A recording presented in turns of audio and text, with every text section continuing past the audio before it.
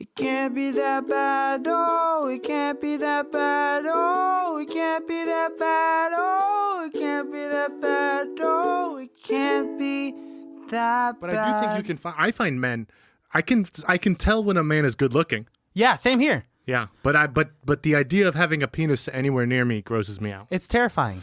I think penises objectively are scary. They're like weird looking things. They just make me, I just don't want another one in the room with me. You know what I mean? Yeah. Especially because like I use mine as a joke so much. Like I can't have another, you can't have two jokes. I mean, what do you mean you can't have another one in the room with you, like while exposed? Yes. Like, so Yes. I'm fine right now because mine is hidden and tucked away. And yes, tucked away is exactly how I imagine every man around me is at all times. Like I'm the only one allowed to be free and comfortable. And every other man that I pass has to tuck because I'm the only one to be allowed to be the man. Really? So Yes. what you mean by other people having to tuck it away? I have to tuck it in between my legs because even underneath my jeans, it's an exposed weapon. I just assume that people are doing that all the time, constantly around me for my peace of mind. Why are you acting like guys in the same room are walking around with loaded guns? It's a hidden penis. I don't know. This is too weird. This is very weird. But let's circle back. I do want to agree with you.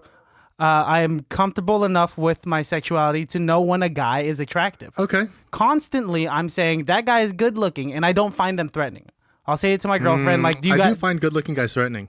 Really? But I do also try to find out like what their flaw is. Like, oh yeah, you're good looking, but like what you like work at McDonald's or something? And like, I do that too. yeah, you're good looking, but you're trying to be a photographer? Like oh, so that means you're unemployed.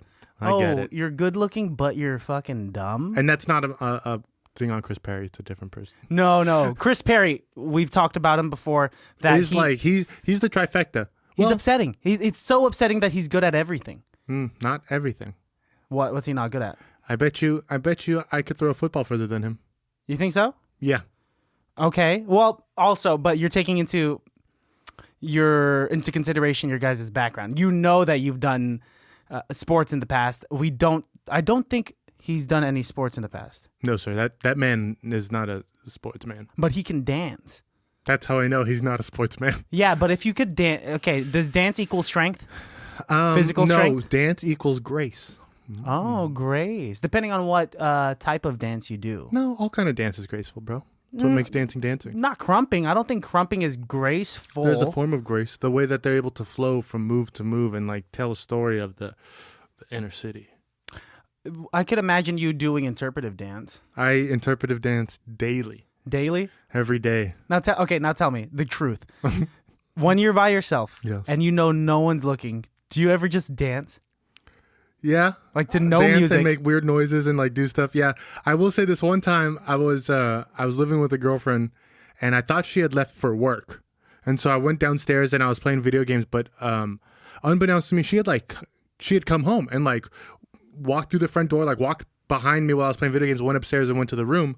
And the whole time I thought I was by myself. So I'm like watching How I Met Your Mother and like playing video games and like singing to the theme song and like bouncing around. And then like I went and took a shower and then I like left to go to the store and like set the alarm and then came back and was like unloading stuff in the room and like looked over because something moved in the bed and she was laying in bed. And I was like, holy fucking shit. I was like, what are you doing here? And she's like, I've been here. She's like, I didn't go to work. They called me off. And I was like, you've been here the whole time? She's like, yeah, I even heard you singing the How I Met Your Mother theme. And I was like, oh, you got you caught, heard that? man. And she was like, is that what you do when nobody's around? And I was like, yes. Wow. Isn't it incredible that we say with our significant others, we are the most ourselves that we can be. But that is a whole damn different lie. level. There's a whole different level. There's a very special level of like, well, the way you act thinking you're alone.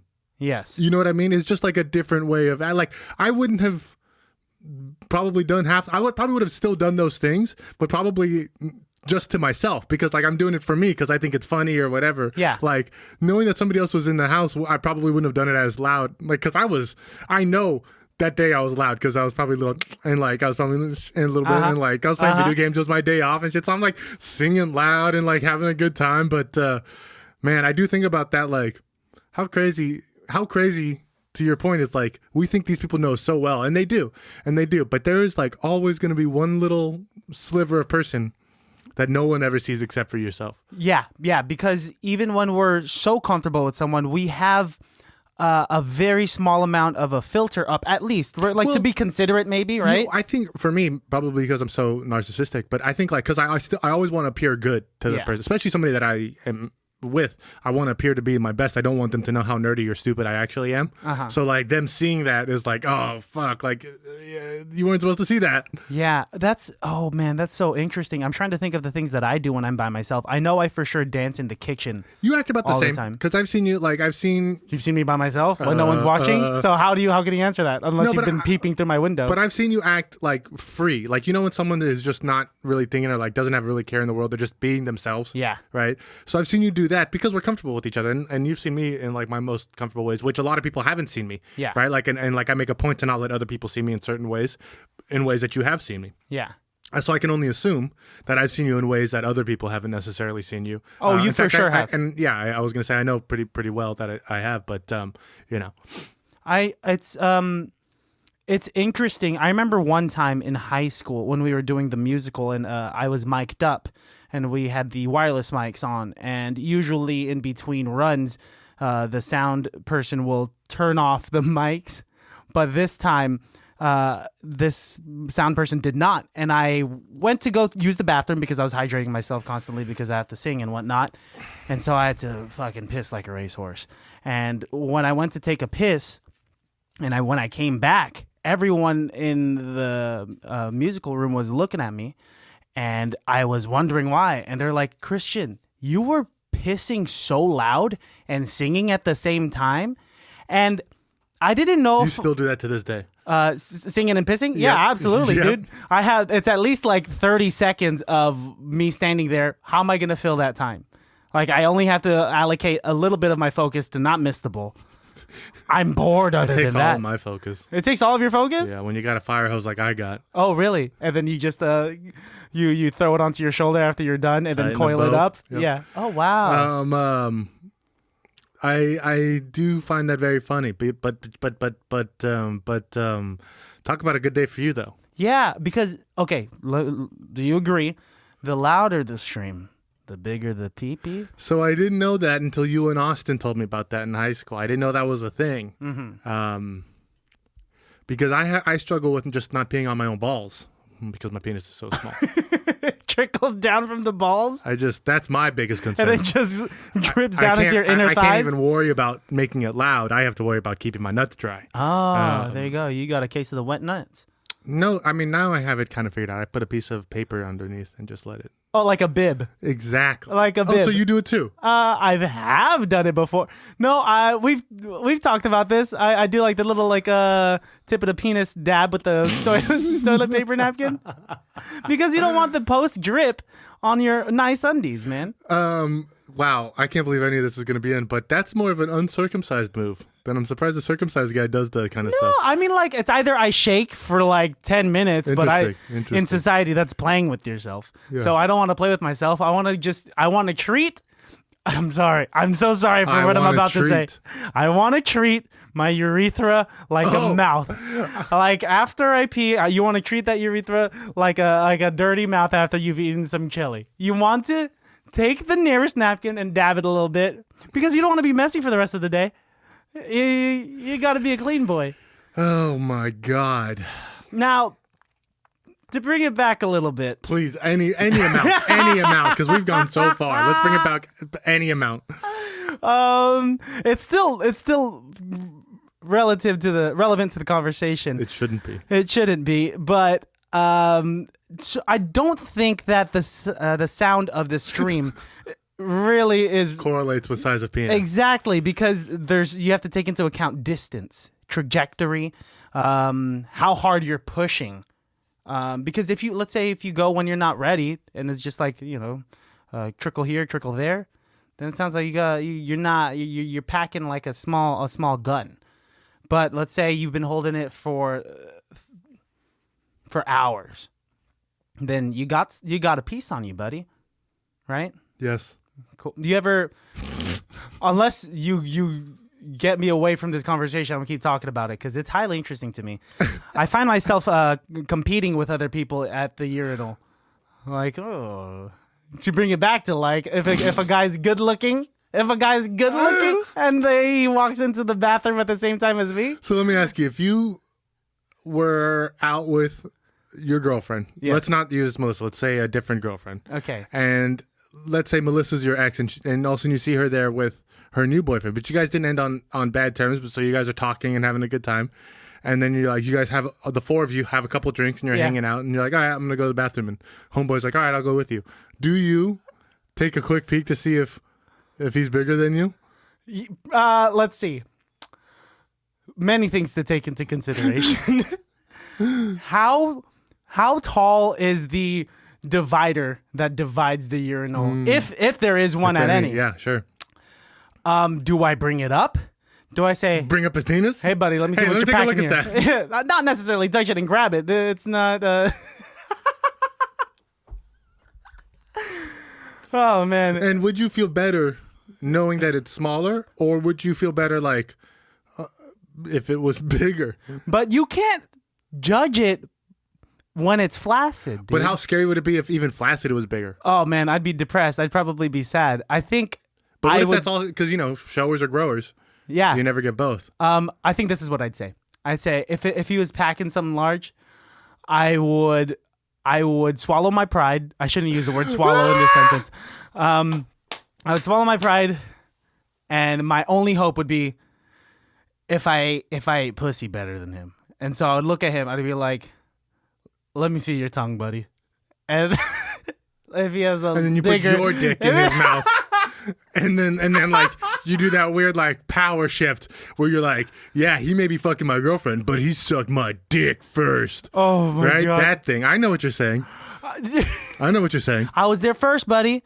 I was there first. Is that a power move, fucking your ex-girlfriend's new boyfriend? It's a power move somewhere. It is somewhere. Somewhere it's a power move. Someone's gaining power in that move. Yeah, there's definitely a dynamic shift happening. There's a shift in energy for sure. Oh yeah, you're not walking. If this is happening in that, are we saying this is happening in that bathroom? I didn't think so, but apparently it is now. Well, imagine walking out of that bathroom. Let's say, is this a double date? You wink at him. No, you accidentally ran into them. Accidentally ran into them. Damn. No, that's crazy. Now, is that gay? That is. I think that's legitimately gay. Now, is sexual orientation driven by intent? I think it's action. I think if you have another man's penis in your mouth, it's action. or your penis in another man's mouth, that is by definition homosexual. How about you trip and fall? Trip and fall onto a penis? Gravity exists, dude, and It sounds like you're about to admit something to me. What if I just came out on this episode? What Melissa if I would be broke up so with my shocked. girlfriend on this episode and I proposed to me? to you? I'd marry you for the tax breaks. Oh, for the tax breaks. Yeah. See, now that's not gay, right? I think it's just a desecration of the institution of marriage. Something that they fought so hard for, when just to find out that marriage sucks. See, now are humans meant to be monogamous? Are we meant to be married? Or is this what makes us complex and beautiful beings? The fact that we could strip away our animalistic instincts of trying to spread our seed, and we tell ourselves we spend our life and we share our life with one other person. Is that what makes us different than dogs? Is that what makes us different than cats? Is that what makes us similar to penguins? So much to unpack. Please answer my questions.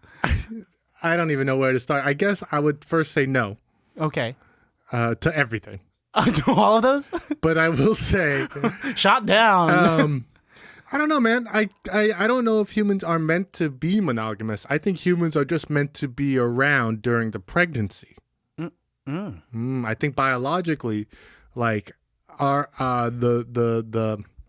the man brain, the man Neanderthal brain stops after he spreads his seed, as you said, and then that's when the woman's job starts. Right. Okay. And so then the woman is now like trying to keep the man there for protection and for like to provide for the child. That's why like their boobs get bigger and their lips get puffier and like they there's certain biological factors that happen to women when they get pregnant. Coming from a man who's never experienced anything like it. So then the man is like, oh, I guess I'll stick around with this girl and bring her the caribou that I killed. But, now it's 2020, and I guess women can kill their own caribou or something. I'm not really sure. Oh, yeah. They could be the breadwinners. They could get themselves a job, and I could be the house daddy. Man, this is the craziest episode we've This ever is had. a wild episode, but I'm Which loving is hard as soon as not hard, but just like intense as soon as we started. Oh, you got hard as soon as we started? No, because we're talking about penises. And you're telling me and you got urination. Oh, and urination. Yeah. Or your nation. Your nation is my nation. Your nation's my nation. My nation's your. I hate things that have more than 4 legs. Okay, let's count the things that have more than 4 legs. It's a lot. Any insect. Okay, let's just get the insects out of the way. All of them. Are there any mammals with more than 4? No. Okay. How about crabs? Crabs are crustaceans. Yeah, crustaceans. Do crustaceans I'm piss okay you with off? crustaceans That's because fine. I can eat them. Oh, yeah, you're a big seafood guy. I love crustaceans, man. So delicious. Who wins in a fight, crab or lobster? A lobster has bigger hands, bigger mandibles. Really? Gotcha. Okay. Larry the Lobster from SpongeBob, depicted as buff, and I'm pretty sure that means something. He's strong in the wild. Mr. Krabs. Yeah. Mr. Krabs is a fat fuck. Exactly. So who Which would is win? greedy. Yeah, you're right. Larry. Larry's pound, a baby. much better person. You ever seen a blue lobster? No. What do you... Deep in the Atlantic, lobsters don't see enough sunlight, so they don't actually turn red, or I guess they're more of like a brownish color in the natural, so they turn blue. Interesting. So there's something about what the UV rays that the sunlight provides that turns their shell red? Brownish. Or brownish. It doesn't turn red until after it's cooked, right? And that's why thrown in a boiling pot of. That's how you know they're done cooking. Lobsters and crabs and shrimp, they tell you when they're done cooking because they change color. They're boiled alive, huh? When you cook that's them? actually the most humane way to kill them. To boil them alive? It's instant death. And also, well, here's the other thing you should think about. Lobsters don't have nerve endings, so they don't feel pain. They feel zero pain. They have no nerve endings. Really? They don't have a nervous system. This was something I was trying incredible. to explain to a vegan friend of mine that, like, crustaceans don't have nerve endings, so they don't feel pain. Like, that's why when a leg gets cut off or something, they can, like, grow it back. They're not, like, crying because they lost a leg. It's just...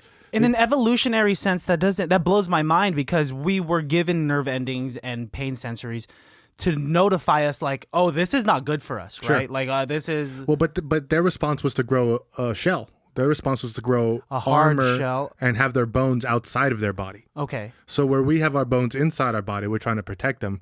The crustaceans have them on the outside. An interesting amount about crustaceans. Did you have to study them at some point in your life? I did take an oceanography class. Ah, you did, and you remember it from that long ago? Really? Actually, I remember quite a bit about that class.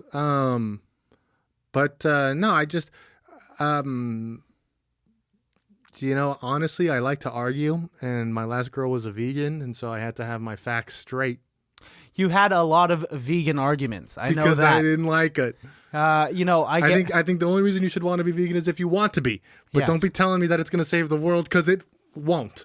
You don't like preachy vegans, huh? I don't like preachy anything. That makes sense. Keep say your piece, say what you believe in, but don't shove it down my throat.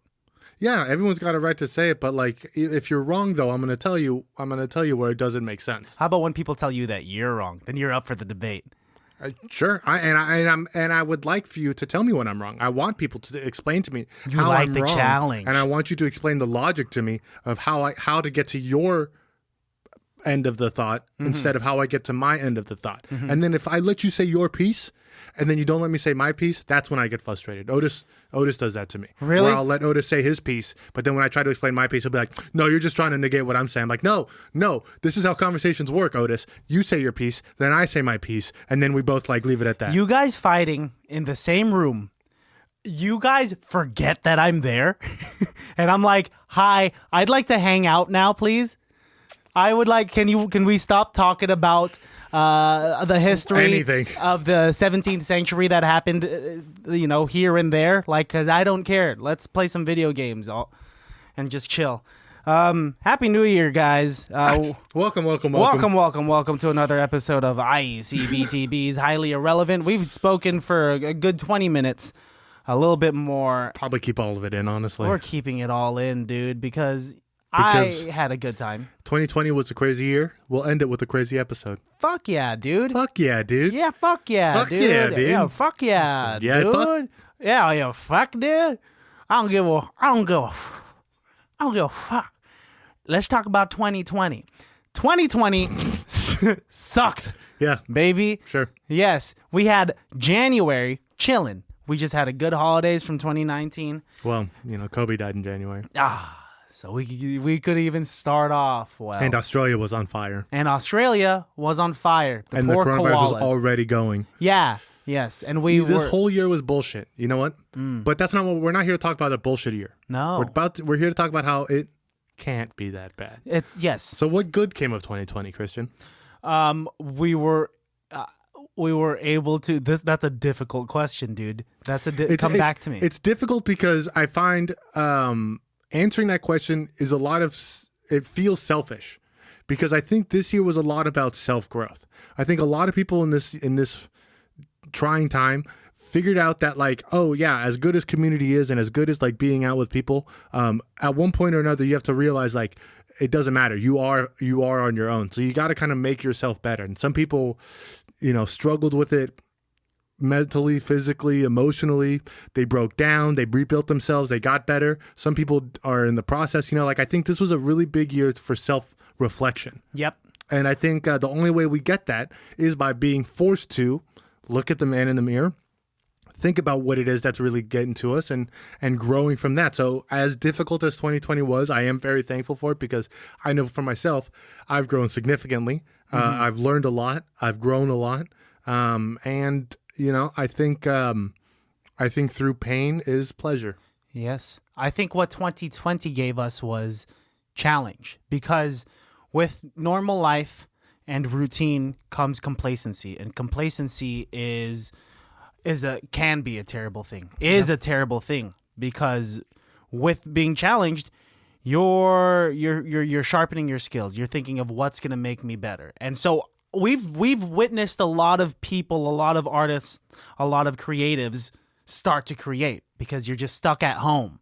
If you can't work, what else are you going to do to provide yourself some happiness? You got to, make the best of what you got. Totally. And on top of that, I think we've helped prep the world. With this pandemic, the world is more prepared for whatever the next thing is going to be. The vaccine, it came out really fast, for sure, expedited quickly. And I don't blame people that are kind of scared to take it, because clinically that is almost impossible.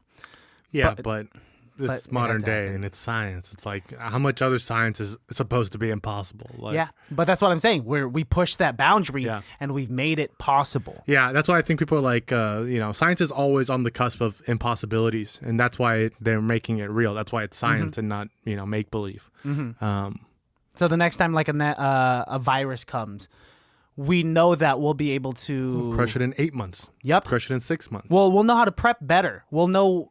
Hopefully. We'll know to anticipate it. Let's say if a new virus originates in Iceland, and like, what are we gonna do in America to prevent that from coming here? How are we gonna stop it from spreading, just like the coronavirus did when it came from where it did? Right. China. Yes. A lot of people don't think it's China. A lot of people think it's Europe. Yeah, a lot of people think flat Earth is a thing too. A lot of people think that me and you are husband and wife. Who's the wife? You. You think so? Yes. I think the roles would flip every now and then, depending on the situation, dude. For sure, because I wouldn't want you cooking. Yeah, so you would cook. You wouldn't want me cooking? No. What? Because I know I would cook better than you. You would cook better, but like, and I wouldn't want to have to like choke down your overcooked or undercooked chicken. No, they're perfectly cooked. They're fine. I've made chicken before. Chicken's kind of hard to make because it takes a long time, and you don't want to have chicken salmonella. Is the only protein that scares me. Because like if you undercook it, even just like slightly, it can get you kind of sick. But like everything else, like I do like my salmon just a little under. Just a little, yeah, for that like texture. And like my steak, I like my steak a little mid-rare. Yes, of course. I could do these things for you. Could you, baby? Yes, I fucking could. You come home from a hard day at work. I've always, so not to get too crazy here, but I've never had a significant other who like does the things that I do, because like the way that I show love, right, is the way that I wish love was reciprocated to me, right? Yeah. And so like I show love by like taking care of you and like cooking things and making things and like showing you Acts right? of service. Yes. And so like it's hard for me because like I've never been with somebody who like does the same back for me, and in the rare times like I've had one or two people like do something for me like that, I'm always like, oh man, this is horrible. Like, not that the thing is horrible, but like the feeling that I'm getting of like, I feel bad that you're doing this for me. It's like, it's so hard for me to accept the love that I want. It's love language is a real thing, and it's this episode is all over the place. All over the fucking place. Tell me, what are your love languages? I think mine are. I love physical touch. Of course, I love physical touch. I think that's my number 2. I think acts of service, then physical touch, then words of affirmation. We have the same one. We have the same top 2 then, because that's why we're together. That's baby. What it is. Zaddy. I shouldn't have said that. Should I have said that? I said it. But.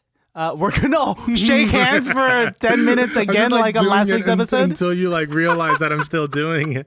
See how long. Anyways, but yeah, tell me about your love languages. So yeah, for sure, physical touch, physical affection gets me going. Get that dick sucked, huh? Not even just. I just like a good cuddle, dude. I love a good cuddle, but there ain't nothing wrong with like a dick tug. Everyone likes a little head. Yeah, man, pull that Laffy Taffy. Is that what that means? Shake girl, shake that Laffy Taffy. No, I think Laffy Taffy in that song means butt. But I'm pretty sure, like, you know, to tug on a laugh. I don't know. I came up with it right now. Do you want me to break down what tugging on Laffy Taffy? No, but no. Let's just get back to your love languages. Okay. And acts of service. I've noticed that when Melissa does something for me, I just love it. I'm so appreciative of it. No, not a little. No, you're right. Because that's physical. That's physical affirmation. Yes, that would be a mixture of both, right? That's how. That's really gets your serotonin going, then, huh? Oh man, every hormone is just, guns blazing. Okay, tell me about yours. Yes, words of affirmation. Okay. Acts of service and physical touch are my top 3. I would say. I don't like to say that I love you to people. You sounded like a robot there. Unless it's the person that like I am in love with. You know what I mean? And that makes sense. And so like for me that part of the affirmation is like, you know, words mean a lot to me, right? Because even if you don't mean it, even if you're not intending to say what you're saying, it's still coming out. So like it means something in that moment, and there's something to be dissected and to be understood then and there. And then as far as like acts of service, you know, I'm not super materialistic when it comes to things. I've had people in the past try to like buy affection, and as cool as that is, like that, but that just doesn't get it for me. Like I'm not the most materialistic person. Like I can be with certain things because I want to have things that work and do the job properly. So I don't like to buy cheap things. But I'm not the most materialistic person in the sense of like, if you got me a knockoff George Foreman grill, I wouldn't be like, this is the shittiest thing ever. As long as it still grills, yeah. Exactly. That makes sense. Well, yeah, no, that's good. Is there... I do want to ask you this. When you say I love you to a significant other, oh boy, does that mean that you're in love with that person? Because yes. You think saying... For me. Loving someone is the same... Let's say loving someone romantically is the same as being in love with someone. Because I've heard different iterations of the two. Like being in love is a mixture of the infatuation. Like I am like madly in love with you, as opposed to loving someone is just, it could be a deeper love, like an old married couple. An old married couple doesn't have to necessarily be actively in love. Of course, they've been in love here and there, but like they will always love each other. But I don't think an old married couple will constantly be in love with each other because they'll want to just, rip each other's throats out. Do you think Noah and the girl from The Notebook are in love, and Allie are in love at the end? They're in love at the end. Ooh, yeah, yes. So that's my point right there. The person that you're in love with and that you're meant to be with forever, or the multiple people that you're meant to be with, you know, because of the potential part of it. I think you stay in love with that person forever. It has to be that person. That's what it is. You make connections with people and you can love people for the rest of your life, but you're right. Sometimes you're not always going to be in love with certain people in your lifetime. At least that's what I've found. Yeah. But there will be, at least I hope, somebody that you are truly in love with for your entire life. Yeah. And maybe that's the soulmate. Maybe that's the thing that, we're told to always be striving for and looking for. Or maybe that's just the romantic in me that I accidentally showed my hand too much of. But, whatever. Yeah, dude. I mean, it's to be in love or to even love. It's like it's to be vulnerable. And I think that's probably a reason why you don't like just saying it. Also, and I appreciate that you don't want to just outright say it because it keeps the word heavy, I agree. And that's my whole point. Anytime I've ever had to explain to somebody why, because I've had close friends who say that they love me, and I've always struggled with it. But I'm able to, but because they're my close friends and because I can explain myself to them, I'm able to be no, it's not that I do love you. I do have a love for you, but those 3 words are so powerful. To me that it almost diminishes it. It almost diminishes its strength in my mind. If I just throw it out. Now let me ask you this. That sounds bad. I didn't like the way that sounded. No. It's not. Like I said. But you get it, right? I get it. Because I don't mean to be if I say I love you, then I can't say it to someone else. I'm wasting my I love yous. There's not a quantifiable amount. No, dude, it's not a coupon. It's not. It's not a dollar bill. I just feel, I want the person who I say that to understand how important that is. That's why, I don't say this. I don't say this rarely. So when I say it, it's special. Yeah. It doesn't necessarily mean that when I don't say it, it doesn't apply. Because it will always apply. Of course. But why should I, why do I need to constantly say, I miss you, I miss you, I miss you? If you know that, I miss you, right? Yep. It's applicable to other words outside of love. You don't want to always say it. And that's the other thing is, sometimes I can say it without saying, I love you.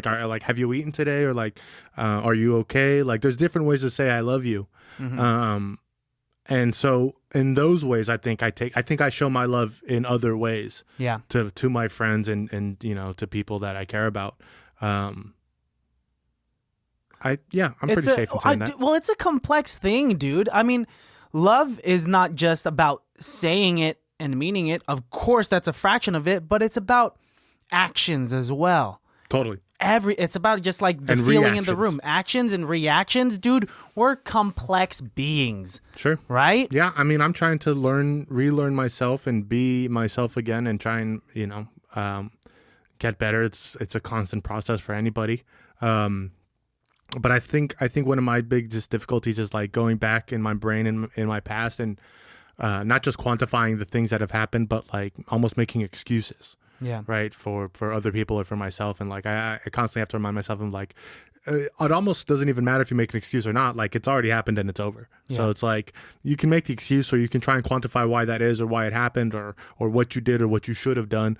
But at the end of the day, it all doesn't matter because it's all already happened. So, Yeah. No, you live in the moment.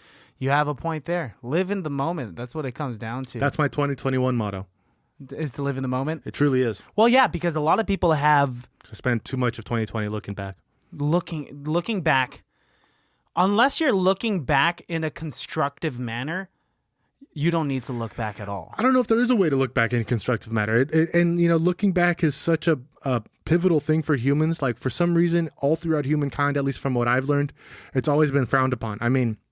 In the Bible, they weren't supposed to look back, otherwise they turned into pillars of salt at the cities of Sodom and Gomorrah. In, I don't think it was Hercules, I think it was Pericles, I don't remember who it was, who went down to Hades to get his girlfriend. What is it? Persephone? Persephone was Hades' wife. I can't think of the hero who went down to save his wife. And the whole thing was you can take her, but don't ever look back at her until you get out of the underworld. And he looked back right at the before very he end. Got out, he wanted to make sure she was there with him. And he turned around to look at her. I know exactly what you're talking about. And she was taken right back to Hades. That's absolutely heartbreaking. And this idea of looking back has been told to us through millennia. That it's the bane of our existence. Those who and like even in like those who don't know history are doomed to doomed to repeat it. Like it's such a reoccurring theme in human life. This idea that we're not supposed to look back. Yet, I find myself doing it quite a bit. I see a lot of people doing it a lot. I mean, I think as humans, we're so inclined to go back to what we knew was good because the future is so unreadable. Yeah. It's unpredictable, dude. I don't know why I couldn't think of that. Unreadable. It made sense, though. It made sense. If it's not there, you can't grab it. If it ain't there, you can't grab it. Out of sight, out of mind. But how can you escape your own mind, right? Like we're saying meditation. Good point. Good point. That's the only answer I found. Because believe me, I've looked in a bunch of different places, and it's not at the bottom of a beer can. It's not at the bottom of a bottle of beer. It's not in a beer brewery. It's not at a fucking brew house. The answer's not beer. It's not alcohol. But it might be whiskey. Maybe a good whiskey. It's worth trying. No, I'm just kidding, guys. Honestly, answers are found within. Yes, absolutely. I've told you that I've learned to appreciate my mistakes. Like I will acknowledge my faults. That's great. Right there and then. I will wince at the pain for a second, but I will acknowledge it. I will learn from the mistake and move on. And that's helped so much with my being the guy that I am, the type of person that is a people pleaser, that is a host, that wants to make people happy, that is a nice guy. I do have like bottled up frustrations that do come out whenever like the smallest thing bad happens in my daily life. Sure. And I've learned to just, and I would like have blow-ups or tantrums by myself, of course, when no one's looking. But to even help with that, I'll acknowledge like, okay, I fucked up once. I don't let this ruin your day. Learn from it. How am I going to be better next time? How am I going to be a better person tomorrow, right? And I think that's growth. That's everything we're talking about. I agree. For me, my growth, I'm trying to measure it in like understanding my place. I think one of the things that I strive for in my life is just I want to be remembered. I want people to think back and have fond memories of me. And so I want to just know that I had like an impact on people's lives. So there's people in my past who've I've lost touch with or who have moved on or who have gone to different places. And like, I wonder like, like I've learned lessons from you. And I wonder what lessons you've learned from me. And sometimes I wish I could reach out to people and just be like, and just be that frank. You can't often be that frank with certain people. And sometimes I want to reach out to old friends or something and be like, like you taught me a lot, but like, did I teach you anything? And that's such a narcissistic way of being like, tell me I did something so I can feel good about it. But truly, I think that is what's something that like that I think about quite a bit is like, I just want to have an impact, Oh, absolutely. I don't think anyone wants to be forgotten. I think we all want to leave behind some sort of legacy because life here is so limited. We can't take the things here that we die with up into whatever the fuck is after life. Yeah, I mean, even physically, you physically cannot take it with you. Cannot take. Yeah. I can't. So at the least, it's that. I can't put the newest iPhone in my pocket and die. Although when I do die, I want you to make sure that I have a deck of cards with me when they cremate my body. What makes you think you're gonna die before me? Well, based on the way that I live, I cannot drive 55. And I cannot drive because I'm Asian. And honestly, I have a higher chance of getting into a car accident than you do. But to divert this, because that took a weird turn, but yeah. It's a necessary turn. Like I think it feels good to talk about this stuff. It's a good way to start the year. Yeah, great way. Self-reflection. I have a book here by my feet that I wanted to read on air. Yes, I want to show the baddies what it is. Read the title. I found this book in Christian's hallway. It's called The Secret Language of Birthdays. It's written by Gary Goldschneider and Jost Elfers. They must be European. My family's has had this book for over a decade easily, and it's just become one of those books on the shelves that become invisible, just part of the background. So I haven't opened that in easily over a decade. But let's see what your birthday says about you, Alejandro. Well, I want to read yours first. Oh, you're gonna read mine to me? Okay, yes, let's hear it. June 30th. Can I guess? Is this so this is horoscopic? I'm assuming. I don't know if that's a word, but yeah. Is it not? If microscopic is a word. So it looks like they tell you what your sign is. They can tell you other people who were born on this day. And just a couple of fun facts. Would you like let me read you it looks like this right page has some fun stuff. So your numbers, sir, being born on the June 30th. You remembered? Thank you. It says those born on the 30th of the month are ruled by the number 3. You're kidding. 3 plus 0 equals 3. By the planet Jupiter, those ruled by the number 3 tend to rise to the highest positions in their sphere, and June 30th people are no exception. Those ruled by the number 3 also love their independence. Jupiter lends an optimistic and expansive social outlook to June 30th people, if only they can release its energy. The added influence of the moon, ruler of Cancer, grants strength of character and also moral courage. So that's how the planets and the numbers align with you. I like numerology. I think numbers do have powers. The number 3 is a very strong number. It's a strong number to me, for sure. And as soon as I said that, you kind of lit up. Why is that? Because everything that is applicable in my life has to do with the number 3. Most things. I always divide things in my brain by 3s. My birthday easily. June 30th. 30 is divisible by 3. June is the 6th month of the year, divisible by 3. My name starts with the letter C, which is the 3rd letter in the alphabet. My name is 9 letters long, which is divisible by 3. Wow, look at you. Never knew it had that much meaning, and I've never really been into horoscopes or astrology of any sort. Like, it's cool that people are into it and whatnot, but I never really believed in it. But that's really cool. That's applicable to me. It's hitting you, huh? Yeah. Let's see what else I can hit you with. Okay. Here's something that I disagree with, knowing you. It says that your strengths are money-wise, motivated, and technically proficient, but your weaknesses are that you're moody, repressed, and negative. I don't believe that you're moody, repressed, or negative. No, none of those. So, they can't hit home run every time. Nope. As far as tarot cards, you're familiar with tarot cards? Yes, sir. It was a French game made in France. You're supposed to play. It was a card game originally, and now people can tell your future from it or something. Tarot cards, guys, not tarot or taro, the shit that you get from boba shops. But to move on, I didn't know that was even a thing.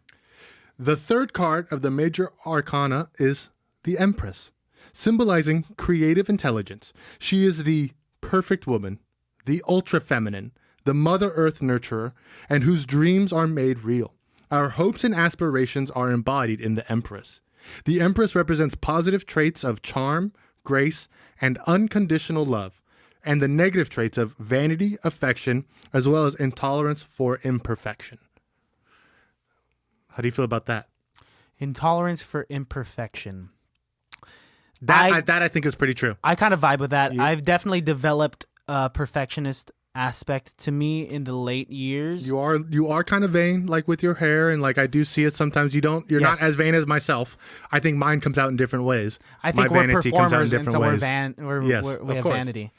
The fact that you have the Empress is an interesting card. That's funny. And then health and advice, and then we'll leave it at that. Actually, they have a meditation here, so maybe you can take this with you if ever you do meditations. Health. June 30th people are fat as fuck and gross. They shouldn't live on this planet. I'm sorry, that's not what it says. June 30th people must beware of hypochondria based on a host of minor complaints. Upsets of the digestive system, lungs, and psyche are most common. As far as diet is concerned, those born on this day must beware of the tendency not to eat during times of depression. If possible, some June 30th people will only eat food cooked by someone they love and trust. They should, of course, know how to cook themselves and at the same time treat themselves a bit more gently. Moderate exercise, such as walking or swimming, is recommended for those born on this day. Interesting. Okay, here's what I have to say to that. This is my favorite part of the episode. I will learn how to cook. Dude, I could teach you. It's honestly not hard. It just takes... You're going to make some gross things before you make some good things. Oh, for sure. Yeah, and I'll probably still eat it. You have to. let's see. It says that I like to eat food Cooked by the people you love or trust. Yes. And trust. I love and trust my mother, and she makes me a lot of food, but there have been a handful of times where I'm like, I'm not eating that. And I think it's just Because you don't trust the cook. No, I don't trust the culture of the food. You know? Whoa. I'm sorry, that's a jab at my own culture. I mean, there's a lot of Filipino foods where I'm just like, that looks like Poop. an alien. Why would I eat that? You know, a duck fetus? Get that away from me. Let's see. It says problematic in terms of the lungs. Digestive system, lungs, and psyche. There we go. I think my psyche's pretty much intact. I think I have a pretty good got a strong brain. head on my shoulders. But I know you don't shit sometimes 3 days in a row. That's exactly what I wanted to touch up on. My digestive system has been very spotty lately. It's not your fault. No, it's the day I was the born. day you were born. My mom should have held me in a little bit longer before pushing me out. June 29th, people don't have that problem. See, God damn it. She should have either, just gone Clacked me you out. out early or sucked you in. Yep, June 30 was not the day. I got some advice for you. What's up? Learn to like yourself more. See what you can do for others. Channel your aggressions into creative pursuits if possible. Uncover your fears on them. Don't allow yourself to retreat into a shell. That doesn't really vibe with me. I feel like those are very general, that you could say that to almost anyone. For sure. That's good advice for anybody. Yeah, I don't think that's specific to June 30 babies. Meditation. Here, that's what I need to hear because I don't really meditate. And this is going to take you some time to figure out, so I don't expect you to understand this right off the bat. Okay. First man learned to stand. Then he learned to sit. Then he learned to sit. So... First man learned to stand. Then he learned to sit. This is what I get from it. Work hard now, rest later. Oh, okay. I don't know. I'm stupid. I'm also a fucking dummy. So No, I think that makes sense. I think for me what it says is like first you got standing is harder than sitting. Mm-hmm. Right? So first you got to learn how to do the difficult thing before you can learn how to do the easy thing, which is kind of like what you said. That's how I was thinking about it. Or, let's see, standing requires more balance and stability, and then sitting down is more free, which I guess in the same sense is similar to what we just said. That's exactly what we just said. I'm just rephrasing things. Okay, let's hear yours. So, August 9th. August 9th.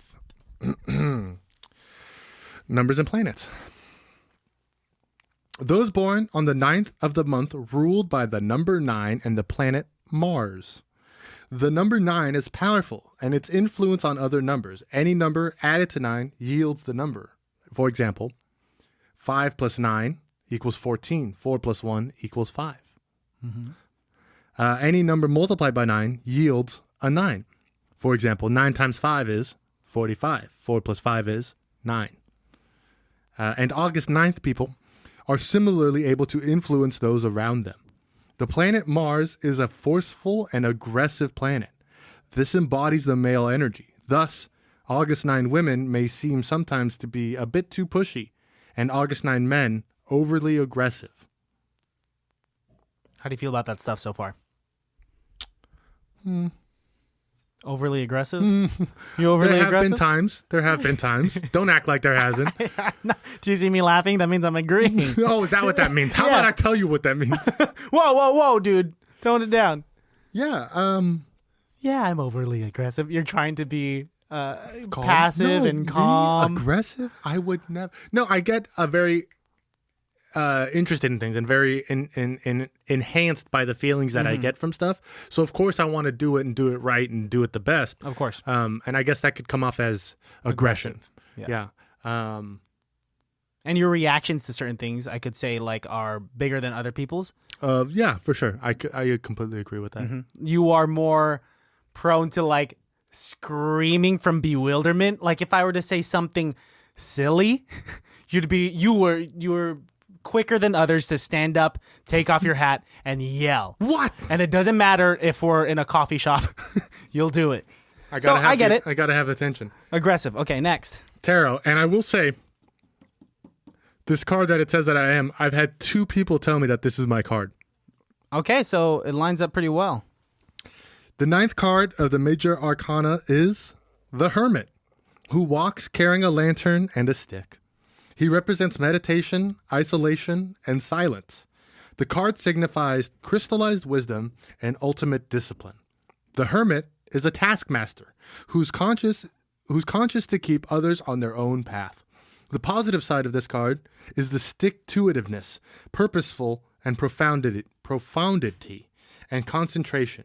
The negative meanings include dogmatism, intolerance, mistrust, discouragement. August 9 people should learn from it the value of withdrawal from the world and periodic examinations of their values. Sure, totally. I think this is the first year in my life where I definitely withdrew from a lot of people and withdrew from a lot of things in an attempt to learn about myself. And I like to think that I've come to grow and learn some stuff about myself by taking that moment to step back. Yeah. You have like, other than myself and a select few others, you have isolated yourself from people that you would usually see. But to agree with that, you have taken that time to grow and work on yourself. Health. Okay, let's hear it. Whew. As they are so often involved in group endeavors, August 9 people generally have structured lives conducive to regular habits. I'm a sucker for habits. Unfortunately, many August 9 people show more interest and concern for the health of others than they do of their own well-being. Show more interest and concern? Yeah, that's for others than your own. That's actually really true. Yeah, you'll tell me to stop doing something, to like don't eat that fried chicken, and then you'll take it and probably eat it for yourself. I got to make sure you don't eat it. If they would only listen to their own advice concerning necessary nutrients, exercise, and regular rest, they would remain extremely healthy. How are you feeling right now, dude? This is hitting it? Because of their disregard for their own fitness, however, they must be periodically reminded by their mates, family, or friends to take better care of themselves. Nice. Flipped it back on you, bitch. So it's your fault. I tell you all the time. You do. Don't tell me what to do. The other day, we were driving back from downtown, and you were like, I think I want a McFlurry. And I was like, okay, you want me to bring you there? And you tried to get me to get a McFlurry with you. And you were so close. Listen to that laugh. You sound evil. Why do you want to? Don't give me a McFlurry. I don't need 2,000 calories in one shake. My strengths are that I'm structured, altruistic, and thoughtful. But my weaknesses, I'm righteous, authoritarian, and prodding. I actually don't disagree with any of that. That's all hitting it. Like I said, you have great intent, and sometimes the way you go about it, though, is very righteous or authoritative. Yep, and that's this book. Am I into horoscopes? I think we are, actually. I think we are. Am I into astrology now? Advice. Okay. And then we'll wrap this baby up. What you believe to be true for the welfare of others is not always for the best. Remember the power your words have to control and to hurt. Therefore, beware of undue influence on the lives of others. Learn to listen carefully. This meditation is something that I will probably forget by the time I close this book. Take a picture. Some people do their best work while sleeping. Actually, I'm going to probably remember that because I sleep quite a bit. You're going to feel less guilty about like sleeping before doing shit. Some shit. people do their best work while sleeping. Oh, that's a nice note to end it on. This was very interesting. Wow, I'm glad that you took that off of the shelf in the hallway. For such a silly thing that I thought was going to be 2 minutes of jokes, turned into about 20 minutes of life-opening, awe-inspiring moments. Yeah, a lot of self-realization within this text. I didn't even realize, wow, what else is on my shelf in the hallway? Personology, guys, check it out. This week we watched a very fun film that I've been wanting to do for a long, long time. So funny. A secret little 1994 film starring all of your favorite people in a movie you've never heard of called Airheads. Is it singular? Airhead? Airheads. Multiple, right? Because there's 3 of I them. think there's multiple, but that doesn't matter. It doesn't matter. We know from the movie that multiple people doesn't There are change 3 airheads, the yes. plural. Because we'll get to it. We'll get to Guys, it's a funny movie. Check it out. Were you able to find it streaming anywhere? No. So you'll have to do a little bit of digging. I have a DVD, so if you want it, you can try and convince me to borrow it for a little while. But I do you'll think you should probably watch say it. no because that's valuable, dude. It is my only copy, and I do love this film. It's great. It was my first time seeing it, and I'm upset that I haven't watched it earlier. I'm so excited to get your take on it. Oh God, it's incredible. Can you take on it? I think I could take on it. Take on it. Take on it. You have Take someone you want to shout out real it. quick? Oh, actually, I do.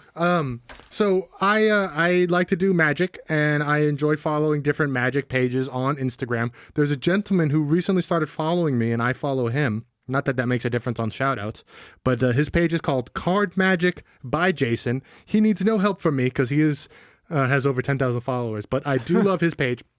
Because if you're interested in just like looking or watching magic, he does incredible card manipulation. He also does card giveaways once a week. So if you're a nerd like me who's into giving away cards, he gives away cards once a week. So go ahead and check him out at Card Magic by Jason, all one word, CardMagicByJason. Card Magic by Jason.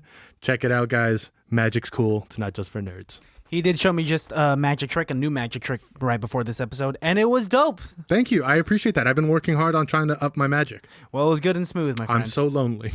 Well, for the times when the world opens back up and you won't be as lonely, that trick will be a good party trick. I think I want to go to hospitals and do it for kids. That's not a bad idea. Yeah, and you can come with me and sing for them. That's not a bad idea. I would love to. 2021. We'll do it. 2021.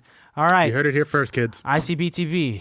Going to Signing out. hospitals. Oh, that we need like a little sign-off phrase. Okay. ICBTB. Going to hospitals. Every time. I don't think Every so. single That's time. not good. I don't know. Okay, we're We'll out of work here. on it. We'll work on it, All guys. right, bye guys. We're gonna go to a hospital.